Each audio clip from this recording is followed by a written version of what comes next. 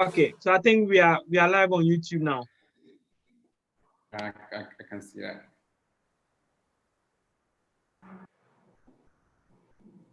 Hello, Mr. Daniel. Yep. Good afternoon. It's been so long. Yep. Hope you are doing good. By His grace.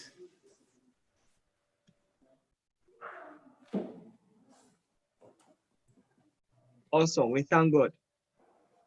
Yeah.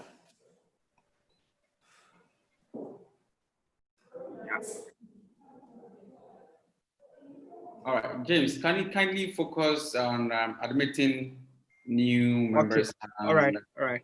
Yeah, those who are on YouTube, so I can see you there.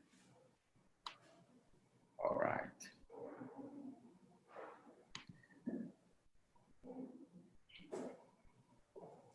Let's also test. Okay, so Prof can share his screen, and then you have the first page there. So if you could have just the first page of the lecture title, then we will start.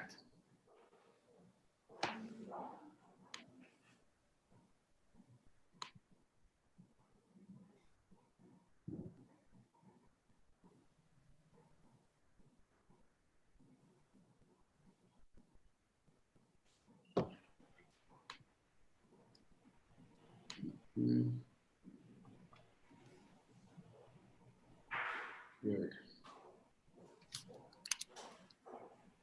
Great. That is fair enough.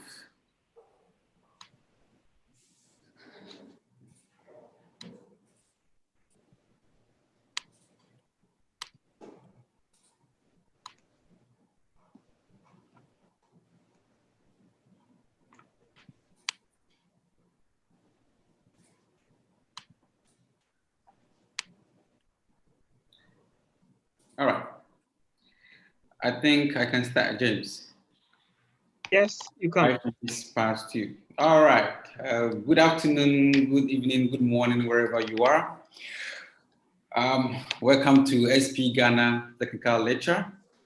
And indeed, we are pleased to welcome all of you to our virtual technical meeting for the month of October 2020. And I'll give a brief description of what we expect today. Before I go on, I would also like to give a word of precaution that once you are on Zoom, kindly mute your microphone so that the background noise does not interact with our lecture today. Yes. And today's lecture is on petroleum fiscal regime design, balancing mutuality of interest among stakeholders. And through this lecture, we anticipate to understand, evaluate, and determine fiscal and contract terms that are allocated in international petroleum arrangements or agreements per se, and also identify the main components of cash flow model and probably understand how to construct a typical EMP, that is exploration and production investment performance profile. Thirdly, you also want to estimate and apply economic and system metrics to assess oil and gas industry projects under various kinds of fiscal regimes. I also believe that we anticipate to understand all the existing contracts that are available in the project. Okay. And we have no other person than our own professor, the director of SPE Africa, who has over 35 years of technical, professional, and academic experience in the global oil and gas industry, who currently is and serves as the Ghana National Petroleum Corporation Chair in Oil and Gas Studies at the University of Cape Coast, Oil and Gas Institute, Ghana.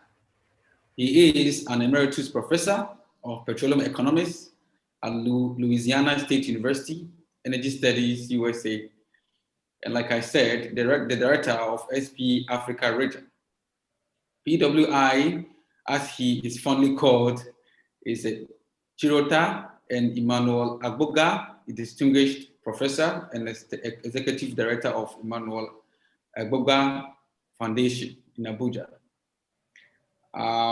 This is the least we could say about him, because should we draw the curtains down, that alone could take like 30 to 45 minutes. But it is an honor to host our dear Prof to take us through this yet very important topic. And I believe we go back with something in our pockets.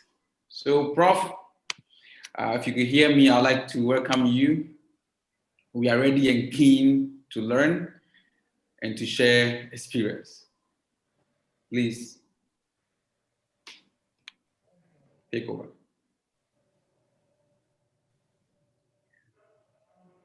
I congratulate Ghana SPE for the stride they are taking.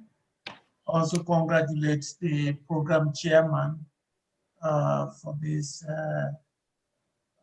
technical meeting. And of course, congratulate the job well done. It's a pleasure to associate with the Ghana SPE and the stride they are making. SPE is a unique organization. Workers are the same, and that makes it unique. When the owner of an organization is the same as the workers of the organization and the same as the customer, that's very unique.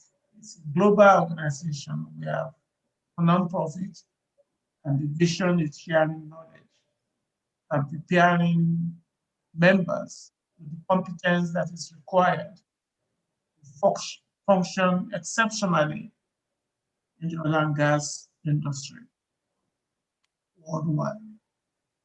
I know times like this is difficult because quite unfortunately, some of our jobs are on the line.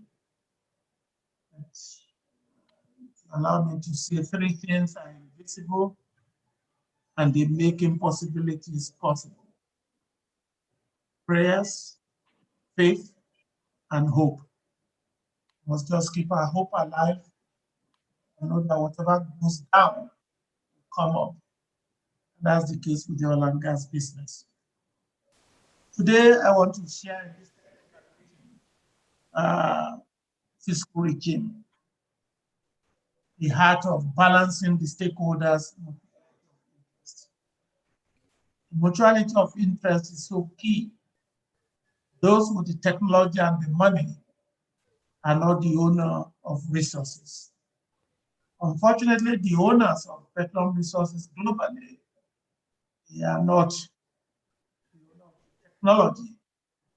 And to a large extent, the manpower required to develop it. And that's why balancing the interests of both parties is critical. What I'm going to do is basically the aim is I want to see if I can facilitate my audience a very good understanding of the general fiscal instruments and terms that can be used to optimize rent extraction mechanism to be able to achieve the objectives of the stakeholders. Well, this is just who I am. But look at all over the world, you have petroleum resources well distributed. The Gulf of Guinea is one of the prolific regions in the world where you have abundance of these resources. If you look at the balloon and the activities of this region, so important, not only to the region, but the world. Unfortunately, if you look at that region, what is required to develop capacity, money, and skill sets still limited.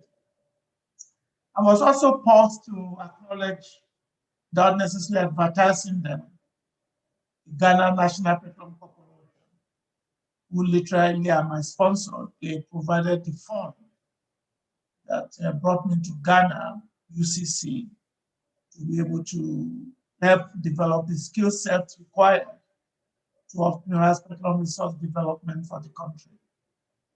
And also identify or acknowledge my employer, the University of Cape Coast, for implement the type of facilities required to be able to do this type of thing for global audience. And by the way, this is probably my, I don't know how many webinars I've given over this last 6 months on this subject matter. We are going to develop petroleum resources. You can categorize the key drivers into 3. 1, economics. 2, technology. 3, public policy. Our focus today public policy component of petroleum resource development. And again, the public policy drives energy supply security beyond just access to gross revenue. Yes, access to gross revenue is very important. And the tendency is to develop a fiscal system that will pay attention to that. However, government, who is the owner mostly all over the world except the United States and Canada, must be conscious of the fact that some people will be bringing the money, and the access you get or you take has implication on the performance of the investment. Therefore, in order to be able to provide the type of investment required for resource development, the assets must be bankable. And there must be opportunity for indigenous participation so as to be able to retain profit. So if you really look at it, when I talk about stakeholders neutrality of we're talking in terms of effectiveness, efficiency, and equity.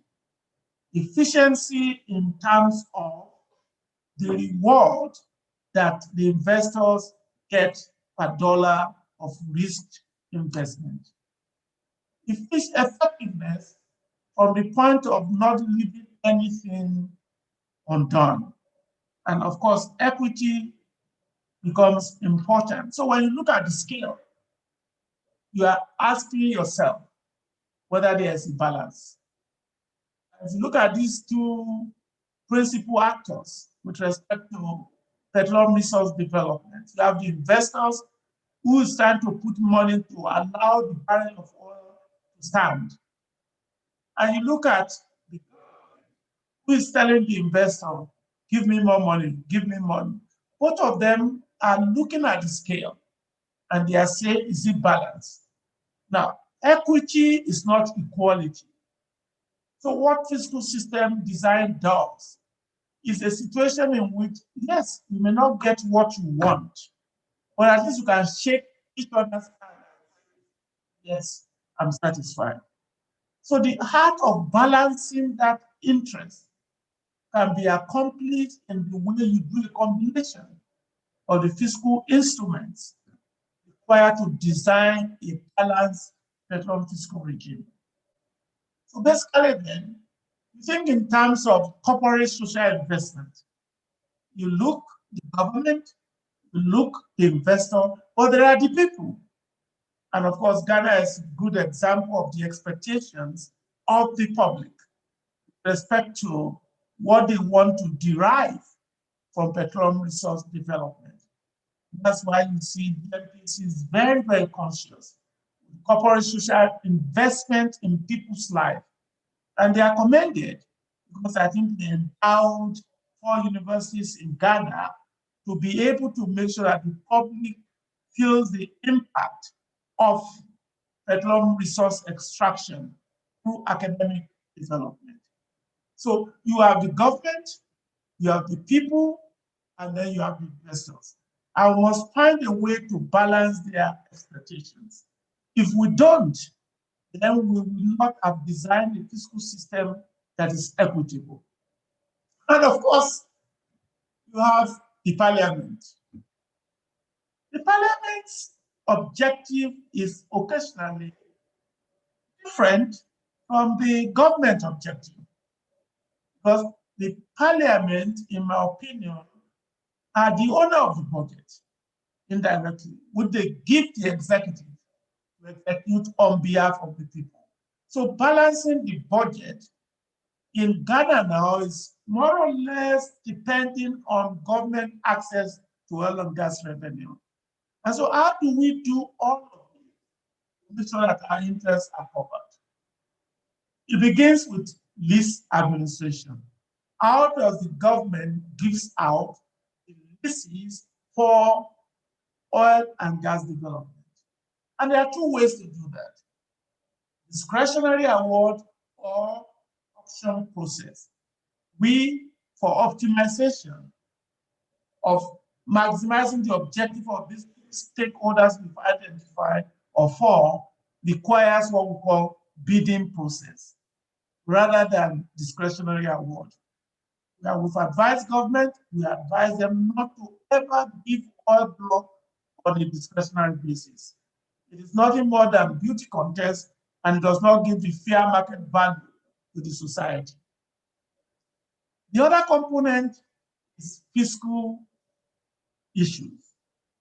When you talk about fiscal issues, it's more or less a description of the primary terms and commercial terms that are documented, and we call it fiscal regime. So basically then, there are four components to any fiscal regime that will add value to the economy of a country with petroleum. One, you must have a documentation of the description of the legal framework of the industry. Two, you must define very clearly the relationship among the stakeholders. Three, you must be able to ensure equitable cost recovery and equitable sharing of reward. And finally, you must keep in mind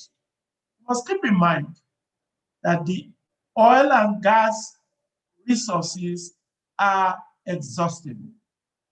And you must put the life cycle management into your fiscal design. So basically, then when you are going to design your fiscal system, it begins with understanding the objectives of the state. If you look at the government and people of Ghana, the objective is maximization of the economic and social benefits of the country. So every time you design your fiscal system, you must find a way to capture or measure that objective. And other objectives are there, apart from this optimization of your economic and social benefit. A good government that is endowed with petroleum must be conscious of how to manage the petroleum resources efficiently. It must always think about manpower development that are local.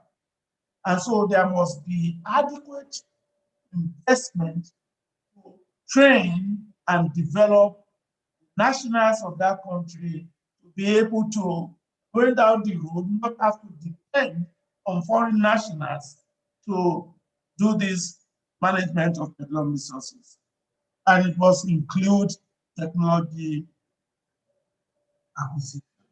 Now, if you look at the society, and I've heard it over and over again, that society wants to see what the government is using oil money for.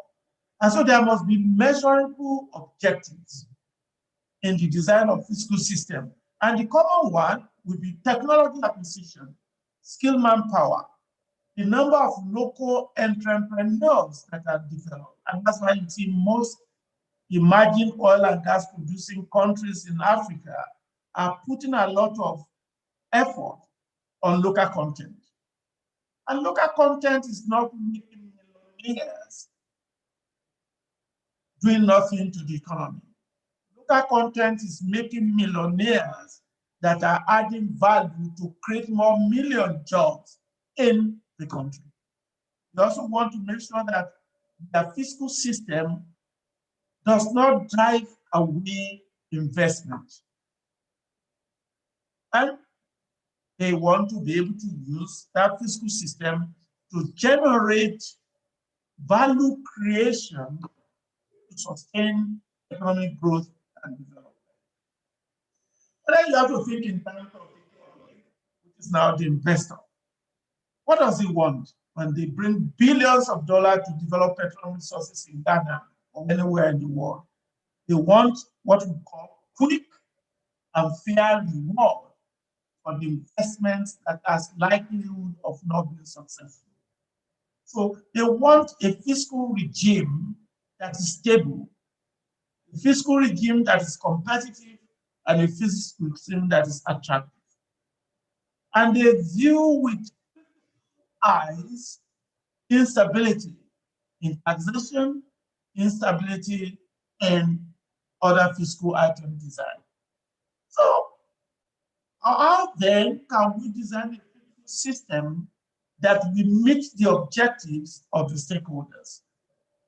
Basically, you can look at the process through which rent can be extracted and shared between government and the investor. There's what we call pre-discovery tools that the government can use to extract rent. It involves something like paying bonuses, paying renters, and so on and so forth. After discovery, the government can enter the business as a participator. Thereby, they have what we call backing rights that they can invoke. All of this must be stated in the fiscal system. After discovery and production begins, then the government has so many instruments that they can use to create additional access. So basically, if you look at the spectrum, the government can take money in the early stage, or they can spread it over the entire life cycle. Unfortunately, most governments, especially in Africa, they look too much to getting money in the early stage of development. And because they are not, they are risk averse, that is, the government is risk averse. So it could be very challenging for them to know 10% of 1 million is better than 80% of 0 million. And that's because we're dealing with politicians. It will take consistency to educate and expose politicians who are literally the one designing the fiscal system to be able to come to terms with early revenue in comparison to delay revenue. So the timing and the rate is so important for the investors. And that's where balancing and strategizing to be able to keep in perspective what I call mutuality of interest. So if you look all over the world, there are typically two broad categories of fiscal regime, especially for upstream. There's what we call concessionary, and there's what we call contractual. The only difference between the two involve what we call rent and taxation mechanism and ownership. When you are in concessionary, there's a transfer of ownership to the investor.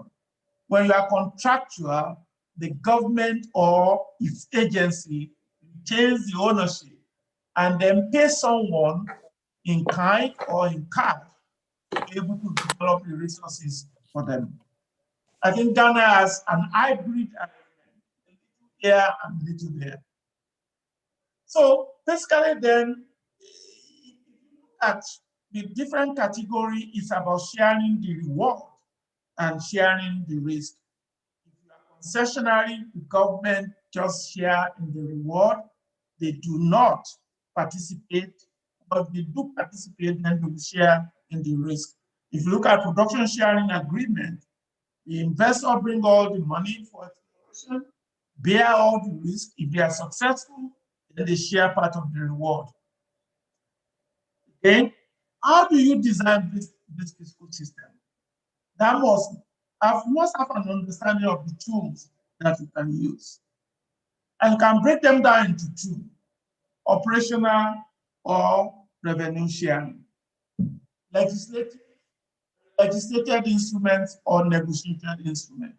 The combination of these will determine whether the system is regressive or progressive from the government point of view or from the investor's point of view.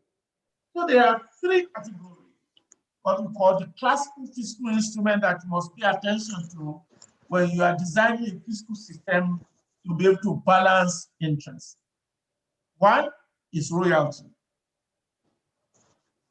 Two, taxes. Three, incentives. Of course, you have other items that will be negotiated depending on what type of contract you are running. But whenever you are designing a fiscal system, these three important instruments will help you to be able to meet up those objectives in an equitable, efficient, and ethical manner. So basically then, government who quite often are putting attention on early revenue extraction, we probably have what we call a regressive fiscal regime from the point of view of investor. Whereas a government that will delay their rent extraction will be considered a progressive fiscal system. A combination of early rent extraction instrument with a delayed extraction instrument is better in terms of whether you move towards being regressive or not. So when you design a fiscal system, then you look at how can I measure contractors' interest? How can I measure government interest? Basically, in the practical term, you try to measure government access to revenue that comes from oil using the instrument. And you try to measure contractors' earning power from that investment. And you look at the maximum that both of you can tolerate and the minimum.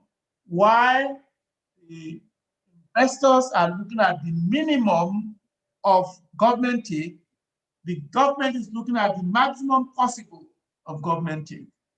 And both of them will be looking at what is the minimum internal rate of return that government can surrender, and the companies are looking at the maximum internal rate of return that I can get from this investment.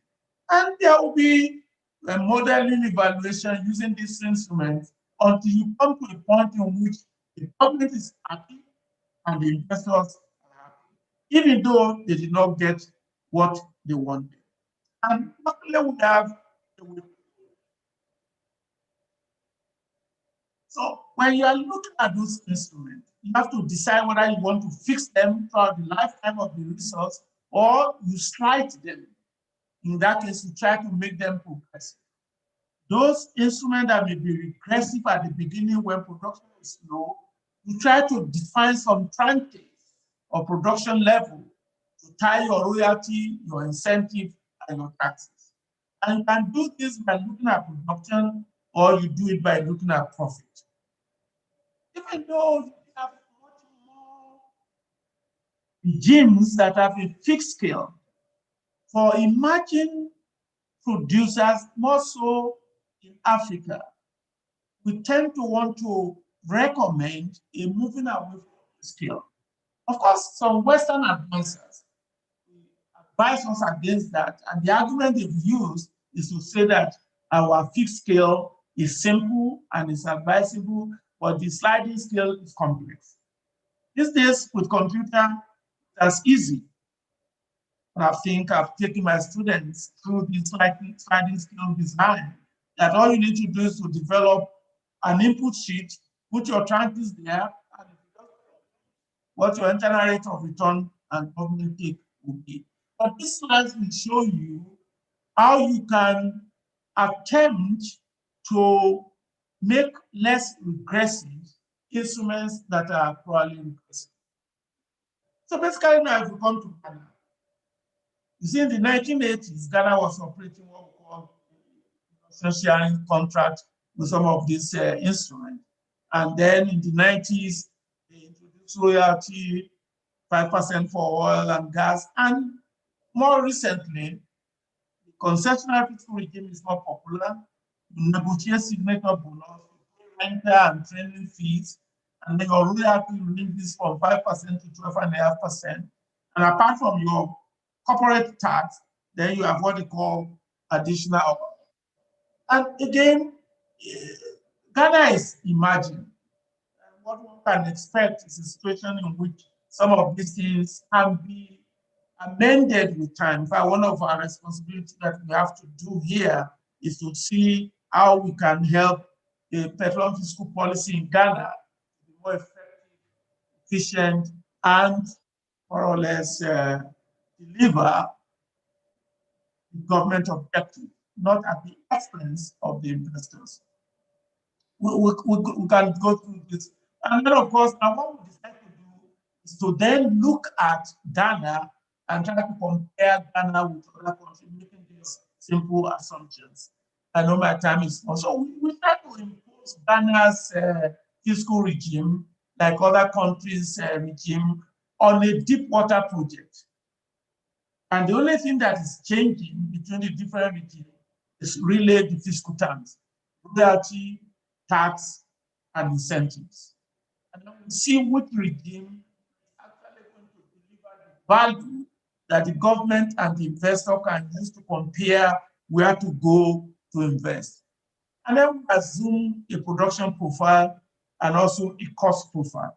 And this assumption is for both, for all the regimes that we looked at. And then, of course, we are looking at concessionary. And again, we are looking at the value drivers for Ghana fiscal system, and we are comparing it with other countries. We have about 10 countries apart from Ghana, and then we look at the royalty design, we look at the capital allowance, which is an incentive, and we look at other different incentives, and then we look at the tax structure. And then, of course, you will see, which, of course, this opinion I don't like, this additional oil equivalent that is tied to internal rate of return. I have suggested that we're going to do an analysis on it very soon. What will happen if Ghana tied the additional tax to what we call recovery factor or even community production? Will it deliver more? And of course, we are going to test that. And I think I'm looking for a graduate student that can on this fiscal regime for Ghana and the type of value creation and different alternatives. It's just because this is a technical meeting. We thought we'd show you the equation that we use to define some of these indicators. Discounted net cash flow, net present value, and then internal rate of return. And then internal rate of return by definition is the discount rate that will make the net present value of a cash flow to be equal to 0. And then we, of course, we try to define what government take will be, and the government take statistics. Quite often there's a misinterpretation of government take. If government is a participant, its reward cannot be added as a government take.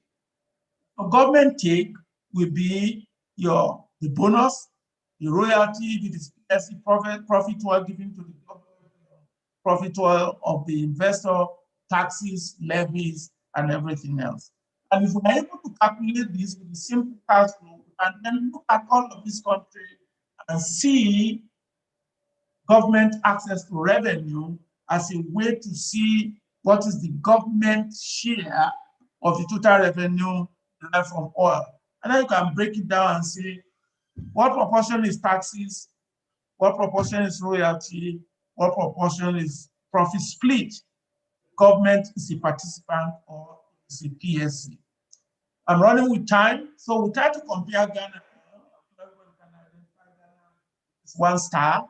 You see, if you are below the red line,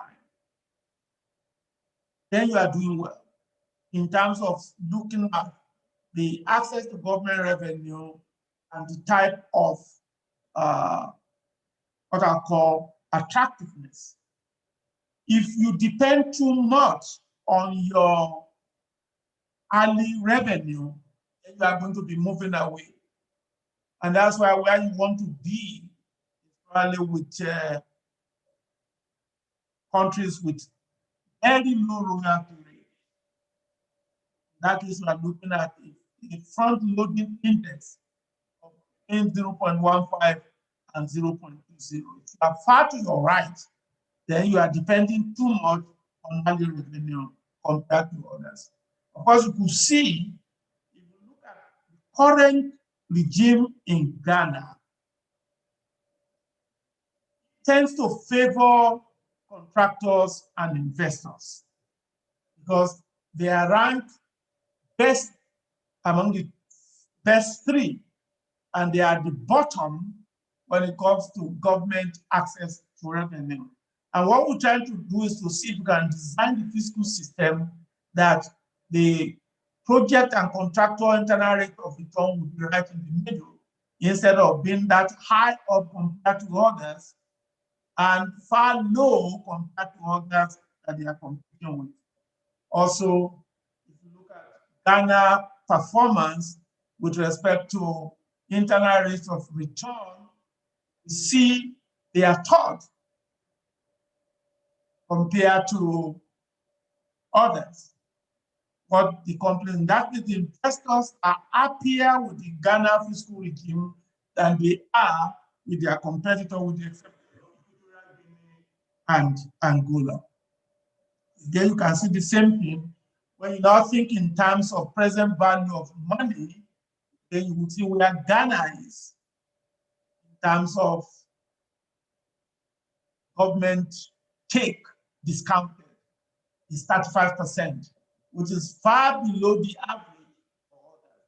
Again, because the company is just beginning and the country is just emerging, this type of thing attracts investors more into Ghana than other countries that may be competing with them, because they will look at this as being very attractive. And I'm coming back to an end quickly. Thank you again very much for listening. I think I'm just about the 30 minutes mark according to my time. So in the next 5 minutes, I'll conclude so that if there are questions we can answer. So what the investors will be looking at is your attractiveness and progressiveness. So you will see then where the arrow is going, and you can see that Ghana is attractive, but not as progressive compared to Britain. I think the black, when you talk in terms of attractiveness, Ghana is more attractive than even the PSC 1993. But in terms of progressiveness, I mean, you can see that Ghana is more progressive. I mean, Ghana is more attractive, but less progressive when you look at the two combinations using at our statistics. Again, if you look at competitiveness, what the companies are looking at, we see that, yes, they are not as attractive as Britain, but the investor will see them as being more competitive than Britain or even Equatorial Guinea. Well, that's my conclusion. It's a technical meeting, and we don't have a lot of time to deal with it. For my Ghanaian friends, we are going to be having an online course on how these are calculated. It's not going to be that expensive. It's going to be subsidized by GNPC as part of their corporate future investment strategy. You are welcome. I will present it online for you to join. Let me make some observation. Globally, fiscal systems, especially for emerging countries, are designed to encourage substantial and progressive investment in the industry. And it must be such that rewards are properly balanced, looking at the level of investment. Yes, government's interest in revenue to balance their budget is critical.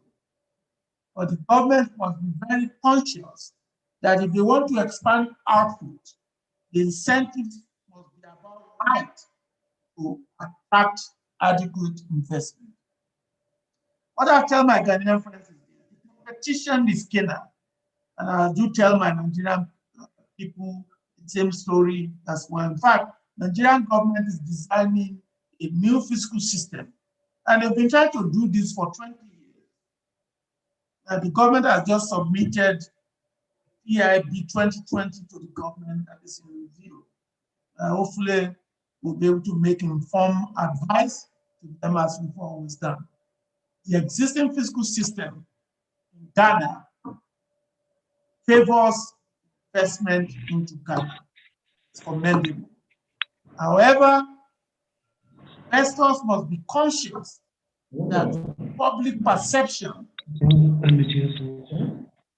and so they will make sure the comparison for their earning power is not far above their cost of capital. Again, mutuality of interest. The existing tax rate is certainly perceived to be one of the most attractive in the world. And that's why we are going to continue to attract investors. But you have to be sensitive to the society's perception and make sure you do not be perceived as government that are just giving everything away to the investors.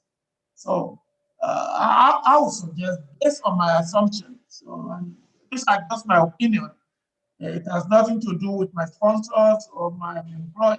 This is Professor Ledari's intellectual opinion that the government take is on the low side. And so we need to triple the progressiveness of our royalty. And instead of just having two tranches, we need to design it in such a way that the revenue is compensated if it is so higher tax rate than 35%.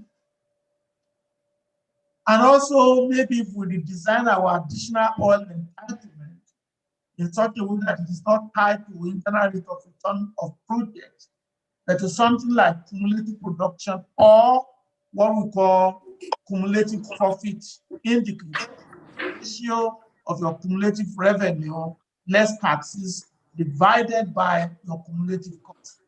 As it becomes higher, then you pick additional taxes.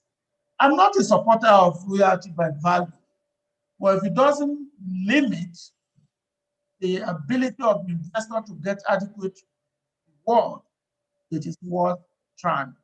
Well, thank you very much. We invited to some of our online courses on how to do this to optimize fiscal system. In fact, the GMPC public lecture is slated for sometimes in November, titled Maximizing the Contribution of Oil and Gas Sector in Ghana to its economic development.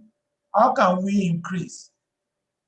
So I call it maximizing the contribution of oil and gas sector to Ghana economy.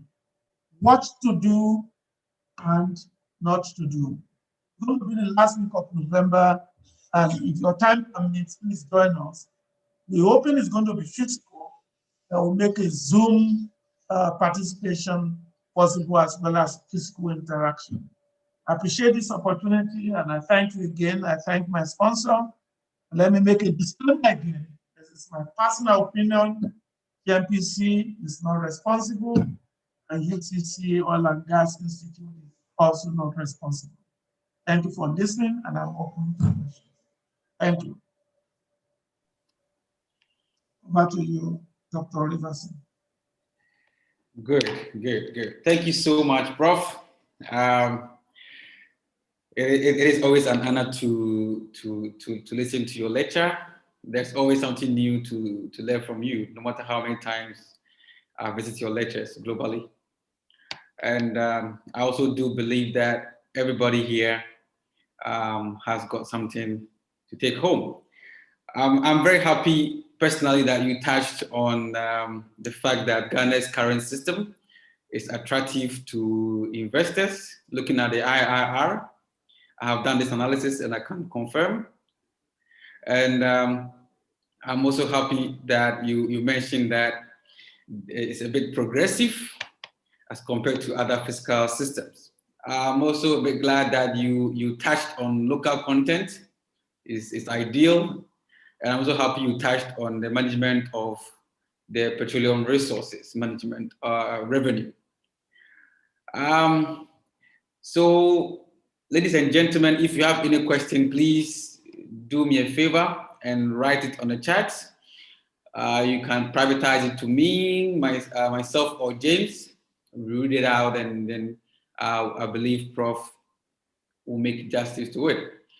We are honored to have our immediate past Ghana session chair in the name of Mr. Atu Edu join us from Kazakhstan. Sir, it's nice to have you here. We believe you are doing well wherever you are. We do miss you. So once again, ladies and gentlemen, please, if you have any question, please do well to type it.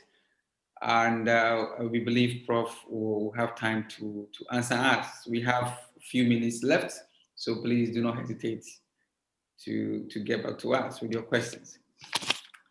But Prof, yes, as you wait for questions from the floor, I'd like to kick with this question. Throughout my studies and my experience in as far as petroleum economics is concerned, and even based on some of the slides you just showed, you would agree with me that concessionary regime has stand to be one of the best fiscal regimes to adapt by any nation. Why would it be so difficult for Ghana to practice such a regime, and what must we do, or that we're not doing, to adapt this? If I heard your question very well, you said why would Ghana not adopt a concessionary system when it has proven conducive to adding value? Well, I think the issue is probably, forgive me, this is my opinion, sentiment. It's about ownership. This idea of transferring what you own to someone else seems to be things to overcome. But I think proper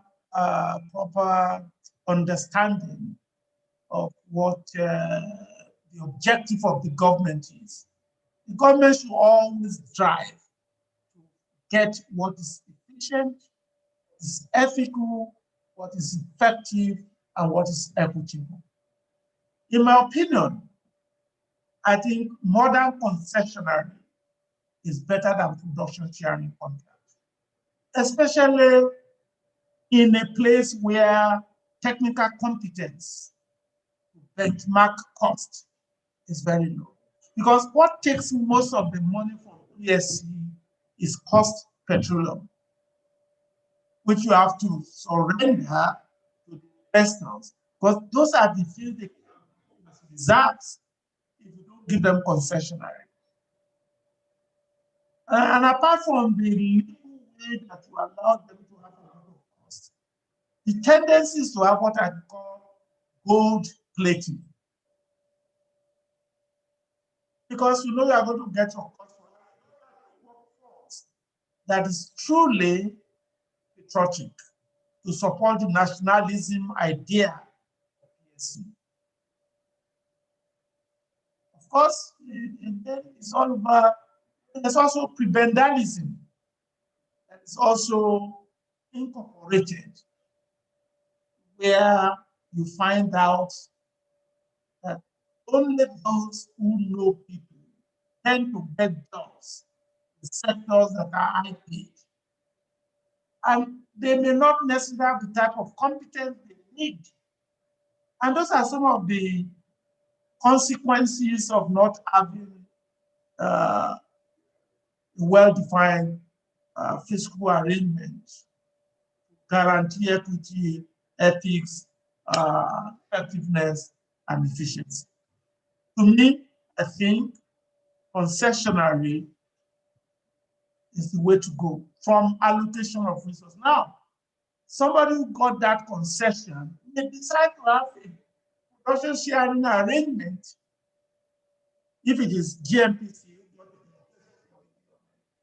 It's then left for GMPC to have its own concessionary arrangement, but they will pay government royalty, tax, and levies. And then PSC just becomes a tool to fund business.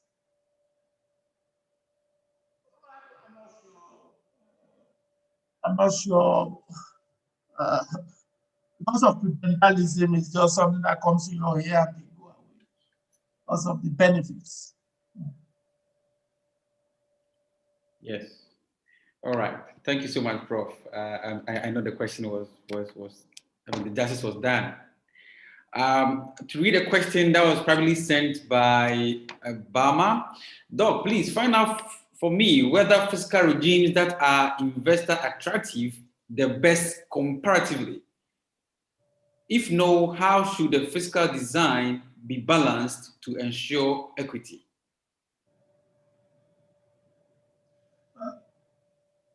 That really is the essence of this lecture. You cannot, and again, you see that's the problem that Nigeria has gone into. 20 years ago was when they started the review of the fiscal system. 20 years later, they are still struggling. And it has to do with not, in my opinion, having an understanding that the government has an objective and the companies have an objective. If I'm going to warn Ghana, I want Ghana to make sure that every fiscal terms has a time limit, whereby there will be a time to come for review. And Ghana also must take that seriously, irrespective of who is in the government. If you look at the fiscal system for Nigeria, we call it the 1993, there's a provision there that was never invoked. And you can't tell me that I've been enjoying this long and you always want to come take my enjoyment away and you think it's going to be easy. No, not especially when they know very well the prebendalistic nature of our lifestyle. So that's where you can learn from Nigeria. Your provisions must be time limit, and whoever is in power must invoke it. No fiscal terms should be perpetual. I mean, since 1993 to now, you are paying 0% in Nigeria, PS 1993. In production below above 1,000 meters. Hey, but that PSC was written when the price was $20 per barrel. And that provision never came. So those are things that, and that's one of the reasons, and I'm answering your question indirectly, that's why you need competent workforce in Petroleum Commission. Petroleum Commission of Ghana must be independent, autonomous in structure, autonomous in funding, and must be political. So they can do their job irrespective of the political party in power.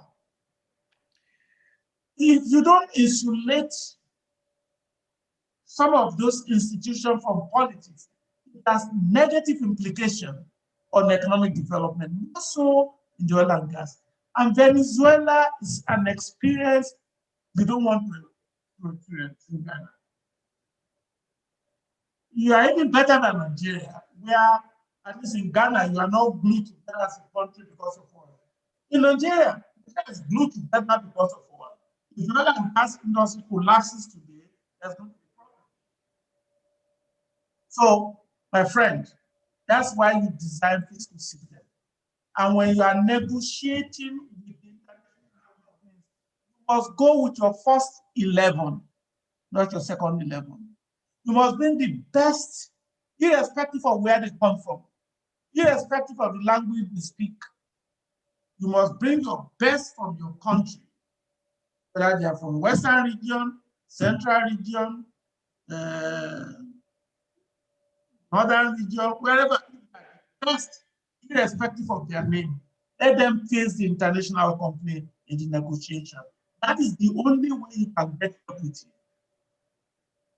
But if you send your second 11 and they are just happy that they take them to Dubai or Houston to do the negotiation, hey, they will take you to the cleaner. I'm sorry to say. Yeah. So if you're going to get equity, get your best in your negotiation team. And because of that, in 2018, international oil companies were talking to the best in the industry when negotiating the PIB 2018. Compare, and that's what, if you bring your best, you will get an equitable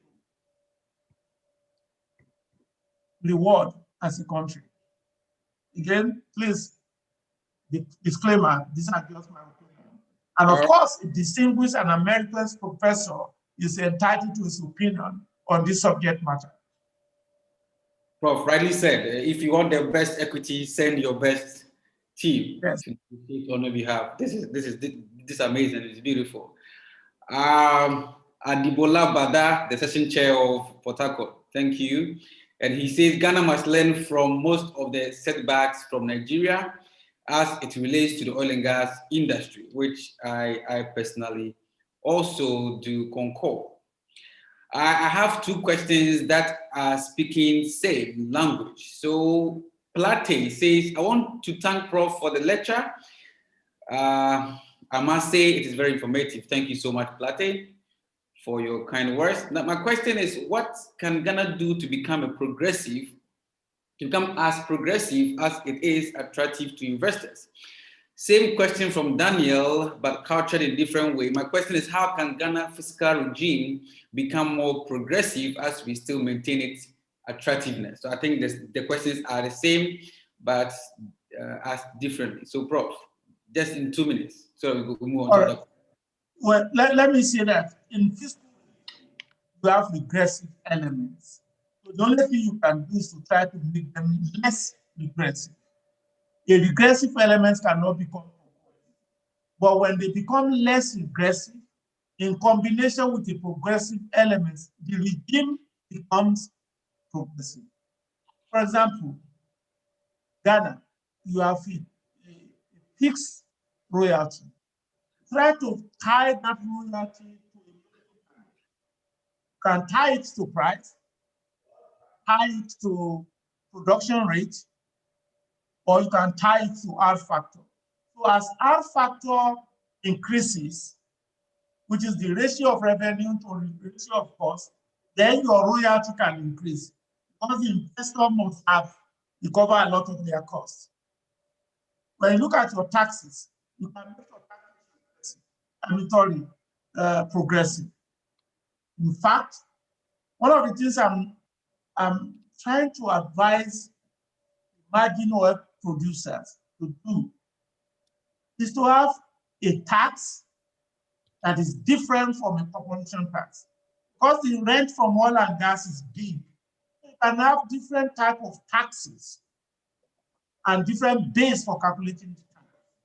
Just like you have in with your additional oil equivalent. The only thing that I see personally wrong is the definition of internal rate of return. Mm-hmm. But when you tie that additional oil equivalent to internal rate of return, it's misleading. I would tie it to a cumulative profit for an asset, something like R factor, or cumulative production, when nearly all the oil has been produced, as I produce, I get more with respect to that. I want that internal rate of return, even though you can calculate it on a yearly basis, is supposed to reflect the overall project performance.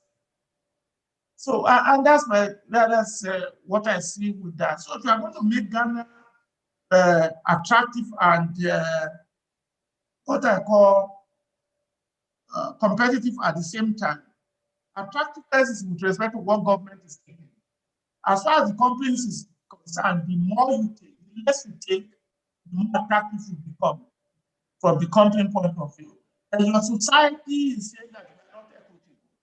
So we need to balance the three, and we use three instruments. One, royalty that is flexible and progressive. Two, you use taxes in combination. Three, you use incentives. Your incentives currently in Ghana is based on effort. You must have an incentive that is based on output, whereby you say if you increase your production capacity, because that production expansion will create jobs. And when people are employed, then they have what I call a self-worth that can also increase indirectly. It's a combination of that you need, and that's why you need competent workforce to be able to help the government get the best out of their resource extraction business. Okay, thank you so much, Prof. I think we also, as a country, need to beef up with our negotiation skills, just like you said. So if our first petroleum agreement was bad, I think we should not make the same mistakes. I mean, moving on, signing different contracts. But as to whether that is happening, nobody knows. We leave that to our big man. So, Celestina Kisi, our current Ghana session chair, has a question. How can fiscal regime be altered to make room for unplanned occasions like COVID-19? Prof. Well, again, that is when you design fiscal system, you, again, as intellectual, that's not difficult. What was the first thing that happened when COVID-19 came to town? The price of oil collapsed. At that particular time, if you have an industry that is not able to produce at the higher rate, it will move to a completely different royalty because the production has come down. Instead of having a fixed royalty that is more or less taking rent from 50,000 per day, now have a lower royalty because the rate has come down because you cannot produce what we used to produce. That's what we call stability. And those are the things you do when you are designing anything. You try to account for uncertainty. Another thing that would have happened in those days, now that the price of oil came down, that's to attract a completely different royalty scheme that will automatically kick in if you have been flexible in your royalty design and not have a fixed royalty. Of course, now you'll be thinking in terms of, oh, if I'm getting a low royalty rate and the production is not high, then the budget will be affected. And that's what we did in Ghana that was so nice, because you have a petroleum revenue management scheme that is based on proportion that goes to the budget and proportion that goes into savings. In Louisiana, every year or every time the budget is reviewed to meet the reality. We need to learn something like that. We need to learn something like that. Parliament must be willing to look at whatever it is that is driving their budget and make adjustments as required. And the country will be used to it as long as the parliament is transparent and accountable. So again, you must design your fiscal system to be flexible. Because of our political system, if you go to the United Kingdom, they can just wake up today and amend their their fiscal terms. We have not been mature to that level. And I'm sorry to say, because of our prebendalistic nature, where what is in need for me, what is in need for my region, what is in need for my tribe, what is in need for my, whatever way you define your tribe, is taken when you are in government, not what is in need for the nation.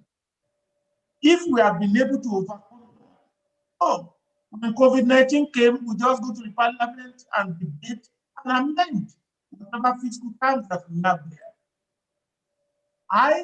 That's why I mentioned slated and what is negotiated.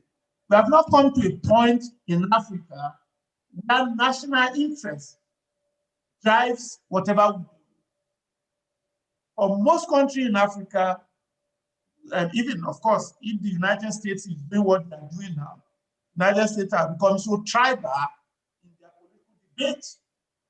You know, the way you define tribe is not about language.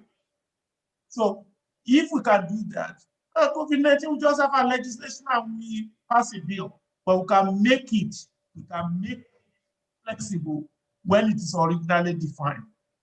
And that's why I keep emphasizing technical competence in the workforce. I have a PhD student who designed, analyzed my fiscal system when he was doing his master's degree under me. And we're still using the model. See, every time there is any country in Africa that system, we plug it into the model and it works.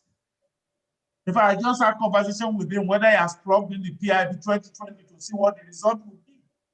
That's what you do with a model when you have a competent workforce.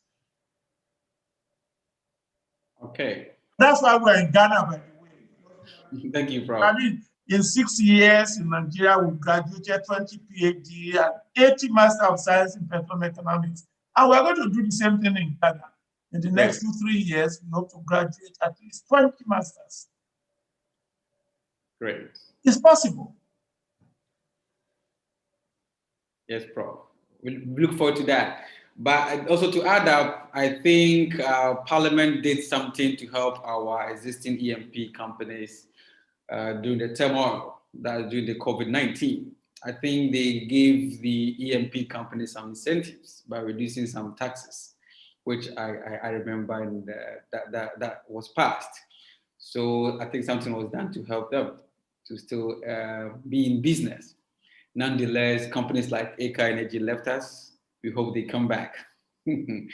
Yes, so someone asked a question that if the Director of Petroleum Commission is appointed by the government, how can they be autonomous? I think this question is a bit tricky.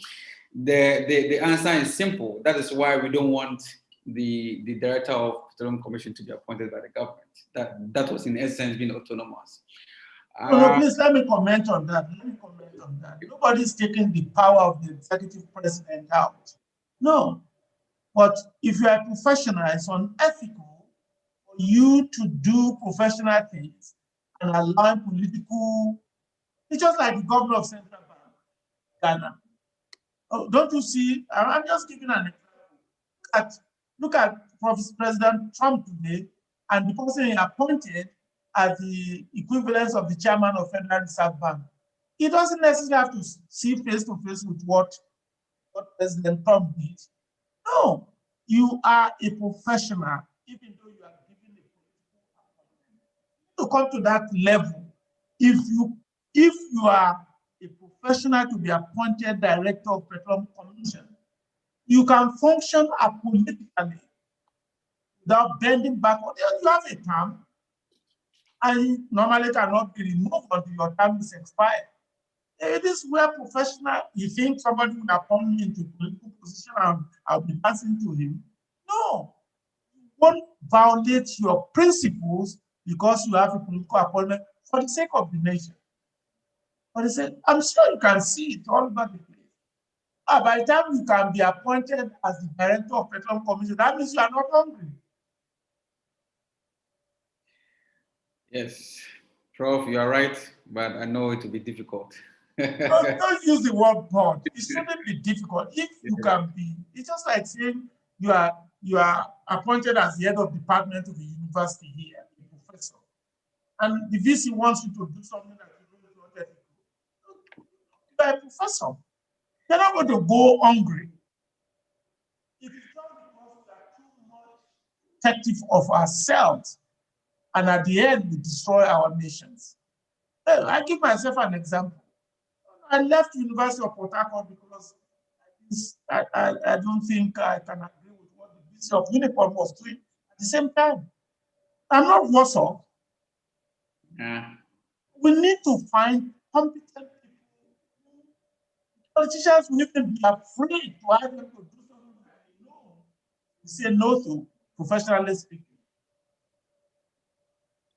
And the oil and gas industry needs such people if it is to add value. And my friend from Ghana, be careful, because oil money is the destroyer of value system. Oil money is a destroyer of value system. And you need to make a conscious effort not to allow that to happen. Nigeria is your example to learn from. Everything you hold dear, if you are not careful, doesn't take a minute. And you can tell me whether it is not already permeating the society now. All right. And fiscal regime can protect you. It's true. And we hope to get there, Prof. Muhammadu Sumani. Question is, my opinion is Ghana can adapt a royalty such 15% if Brent price is 70, 45% if Brent is $100, and 85% if Brent is greater than $100. Can you say this is progressive? No, it's not progressive because you did not put into consideration cost. And there's a correlation between price and cost. And royalty is on gross, not on net profit. So anything that does not account for the asset in what government take cannot be considered to be progressive in the real definition. So what I'm going to say then, in my opinion, is to cap your royalty at 15% maximum, and then have another tax that is graduated with profitability before you think in terms of your corporate income tax. Listen, some of these international companies, they come to tell us, you're having double taxation. Go to Louisiana. You have corporate income tax, you have severance tax, and you have royalty. You also have what they call ad valorem tax, which is value tax, apart from your sales tax, and so on and so forth. Again, well, to me, that's why I remember, sorry to give this example, when I was on the team talking in terms of fiscal regime for Nigeria, 2016 to 2019. When you enter, the first thing I let you know is that I'm from Louisiana State University. That already takes you aback. Because you're not going to come and talk to me about double taxation when I know what is going on. And I wrote papers on it. So we just need to make sure that we keep in perspective mutuality of interest. And let us know the point on where we are coming from. Accountability, transparency. No hidden agenda. And that's what we told them when we were doing the PIFB last year. Bring us your cost. Let us run our model using your cost. And let's see whether the internal rate of return we obtain, ceteris paribus, is not higher than your cost of capital. For me, as an academic, I'm pro-government and pro-industry at the same time. And that is possible because I'm a referee that must protect all the stakeholders, including the community where oil is produced. So if you are going to have high royalty, it cannot be progressive because you are taking it upfront without consideration for the consequences a high price can have on cost. Great. Thank you so much, Prof. I think we'll pick the last question. Since time is not on our behalf. Henry Mam, thanks, Prof. Can you kindly define what Ghana hasn't done or is doing, which is not right in terms of contracts regime already signed? What's the way ahead on next place? Well, to me, I've already just shown you the fiscal regime as existing today. Relatively speaking, a contract is competitive. In that case, it adds value to the contractor. I believe that the system Ghana has now can be improved upon in terms of the taxation component. And this is just my opinion. I currently do not like the kind of additional equivalent to internal rate of return of the project. And we can design a system that is going to be as good as what we have now, but is going to be flexible and stable.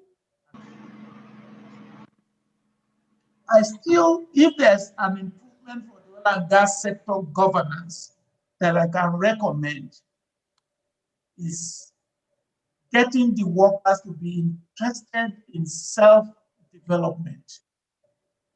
I mean, I'm sorry, I just apply.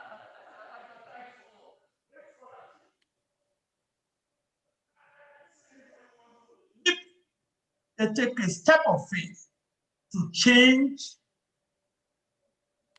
the way of thinking, I was expecting to see a flood of application for a scholarship from UCC. I didn't see it because everybody just did not want to take what I call risk. No, I want self-development. I want people, we are trying to introduce a program, but we're even afraid whether we get students or not, because people are not willing to pay to develop themselves. So that to me is the competence level of professionals. And I've been involved in training Ghanaians for a long time. Thanks to Henry, because Henry was the one who helped us and Nancy in those days. We must get young people professionally trained and competent. And I have 2 years here, and I will be able to find a way to transfer all that I know. And I'm sure Riverson can attest to that. Because the workforce must continue to be dynamic and competent. I think we are not doing it yet, in my opinion. And I might be wrong. It's not different from, I mean, when I was in the oil and gas industry in the 70s, the reason for joining the oil and gas industry was not for money. The reason for joining the oil and gas industry in the 70s is to develop myself. In fact, that's why people did not even believe that you have such a good job in Shell and resign to go to graduate school. You must develop yourself for the sake of your nation. You have to. You have to. For how long are we going to continue to depend on foreign aid to develop our people? Come on. I tell people, Ghana gave foreign aid to South Africa, South Korea in the 50s. And now we have to depend on foreign aid. Think. Young people, you need to think. Prosperity without posterity is consequential. And that's what I think we need to do. Our value system will not collapse because we have oil in Ghana. It's not good. It's dangerous for the future. And that's why I commend Ghana. Petroleum revenue management is one of the best things that Ghana did. Devote some money for infrastructure and priority area, apart from funding the budget.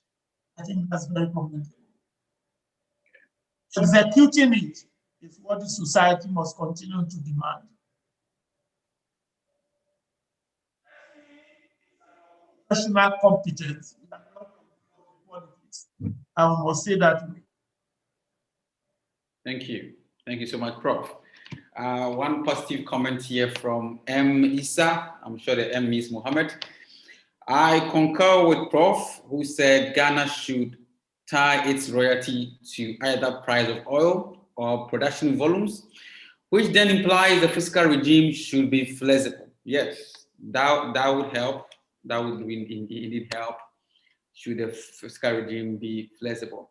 And like I said before, we all hope that Ghana would learn from our neighboring countries like Angola, Nigeria, and the rest, and make our fiscal regime, the best out of the rest. So in the absence of no question, I'll then ask our session chair, name of Celestina Kisi, to give us a quick vote of thanks. Our time is fast spent. We anticipated to end this by 3 o'clock, but it's already 3:24. Getting interesting, but I cannot take any more questions. So Celestina Kisi, please, if you are here, you could do an audio, no need to show your face because I didn't pre-inform you about it. Thank you, Dr. Riverson. It's been a pleasure listening to Prof. Wumi. Prof. Wumi has a lot to share with us, and we are very grateful he gave us this time to share this really important topic with the group. We'll say thank you to Prof. And yes, Dr. Riverson and James, thank you so much for also putting this webinar together. I can see most of our section members online. We have section officers. Our past chair has been acknowledged, Mr. Atu Edu. And our other section chairs, we have Sheena Mensah, Helen Adjoa, and then also there's Henry Malm. It's good to have you all join us for some of these technical sessions, and it's a time for us to meet again. Not only that, we also had other section SPE members from Saudi Aramco. We had Ben Isaka, and he has stayed to the end of the presentation. We are grateful.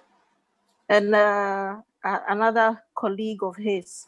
All I'd like to say is there's a lot of knowledge to share, and I believe these online platforms have given us the opportunity to tap into resources that we may not have had access to. We'll have to have personal meetings, but this time around, with the availability of internet and Zoom, we've had a lot of professional discourse. We've had a lot of learning taking place, and I would like to implore all others, professionals and students who were able to join us today, to keep an ear out for the wonderful programs we have lined up for the rest of the year, and take part and take a lot of learning from it, because holistically it affects us in our professional lives and in our day-to-day activities. So SPE Ghana session has a lot in store, and let's keep our eyes and ears open for us and when they come. Thank you all for joining, and please enjoy the rest of your weekend. All right, thank you so much, Celestina Kisi, our session chair. Yes. And again, also want to thank Prof and everybody that joined. I also want to believe that you are taking something back home. I'm taking this phrase: if you want the best equity, take your best team. I love it, and I'm sure it's one of my talks or lectures coming way. Thank you so much, Prof. Like I said, it's always an honor to have you among ourselves, as we always want to learn and draw much from you. Thank you once again, and the session is ended. We hope to meet again in the nearest future. Thank you all. Thank you. Bye.